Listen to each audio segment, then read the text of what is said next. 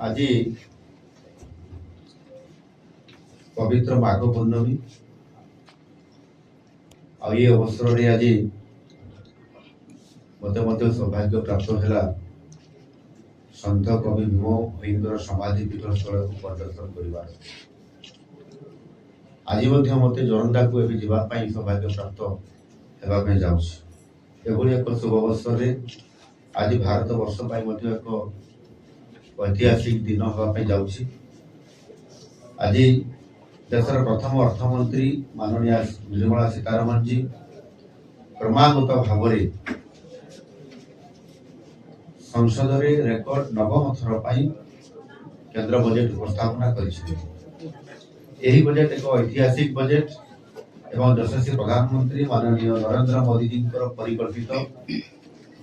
विकसित भारत स्वप्न को पूरण करने दिगरे निश्चित भाव सार्थक हो। ये बजेट अभिवृद्धिमूलक बजेट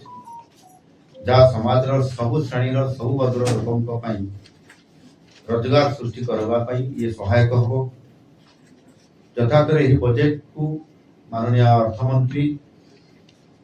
सब बेसी फोकस कर युवा शक्ति को यही बजेट रे समाज प्रत्येक वर्ग कल्याण किसी ना किसी घोषणा करा देशर भित्तिभूमि को गति देवाई चलित बजेट रे रेकर्ड 12,20,000 कोटी टंकार पुंजी खर्चर प्रावधान रखा जाए एवं विशेष करी कृषि को प्राधान्य दि जाए सहित शिल्प को प्राधान्य दि जाए जहाद्वारा अधिक निजुक्ति सृष्टि हो एवं निजुक्ति सृष्टि हेले ही देश को विश्वर तृतीय बृहत अर्थनीति रे परिणत करिबारे ये गोटे बहुत बड़ सहायक हो पारिबो। आ ये बजेट रे अस्पष्टता बदल में स्पष्ट कार्यान्वयन बड़ बड़ कथा बदल में नियमित संस्कार एवं सस्ता लोकप्रियता बदल में लोकंर सेवा उपर ये गुरुत्व को बहुत प्राधान्य दि जाए। युव वर्गंकर क्षेत्र में युवा मान दक्षता केमती वृद्धि पार से विश्वस्तरीय प्रतियोगिता से योग्यता केमती लाभ करें आत्मविश्वासी हो पारे देशर विकास प्रति अवदान केमती भविष्य वृद्धि हो युव शक्ति बजेट बोली आर्थिक अभिवृद्धि को आहरी अधिक प्रखर करने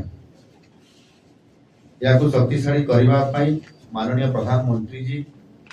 350 कोटी ढांचागत संस्कार बा रिफॉर्म आनी जो स्वाधीन भारत अर्थनैतिक इतिहास रे यह एक विरल अध्याय। या पूर्व एभली भाव में इतने संस्कार से आनी नथिले एनु निश्चित भाव में आगामी दिन में ये बजेट आत्म भारत करने आत्मनिर्भर भारत हवापाई एवं ता सहित विकसित भारत हवापाई ये निश्चित भाव में जो रास्ता खुला जाइए से रास्ता रे आउ टिके तेज रे माने अधिक गति रे ये निश्चित भाव में हमर अर्थनीति दौड़िबो। मु कहवाई चाहूँगी ये क्षेत्र में विशेष करी आम ओडिशा पाई मध्य बजेट रे स्वतंत्रता दि जाइए एवं ओडिशा को फोकस करा जाइए। ता भीतर मु लंबा नकरी किसी कथा को रखा चाहूँगी ओडिशा पाई रेयर अर्थ कॉरिडोर या को स्वतंत्रता दि जाइए। आपण जानिथिबे किछि दिन पूर्व आमे से भली जिते Utkarsh Odisha make in Odisha conclave माध्यम रोड शो करूछु कि उद्योगी मान को आकर्षित करने एवं ये जो रेयर अर्थ उपरे फोकस करने आमे को आमंत्रण कर से आधार में आज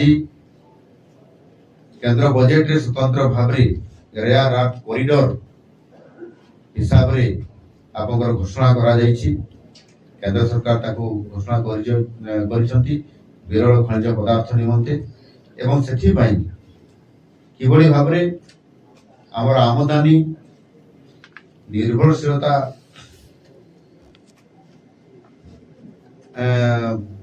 ପାଇବ ଏବଂ ସ୍ଥାନୀୟ ଶିଳ୍ପକୁ ମଧ୍ୟ ପ୍ରୋତ୍ସାହିତ କରିବ। ଏଥିରେ ଇଲେକ୍ଟ୍ରୋନିକ୍ସ ଏବଂ ଅକ୍ଷୟ ଶକ୍ତି ଏହାରି ଉପରେ ଉଚ୍ଚ ବୈଷୟିକ କ୍ଷେତ୍ରକୁ ମଧ୍ୟ ये जो रेयर अर्थ कॉरिडोर हवा द्वारा ओडिशा रे स्वतंत्रता लाभ पाइब और विशेष करके आम ओडिशा रे जो 575 किलोमीटर जो कोस्ट लाइन अच्छी एवं से कोस्ट लाइन रे रेयर अर्थ ये प्रचुर परिमाण रे मध्य ये अच्छी आ ताकू एबे आमे ताकू व्यवहार करबा पई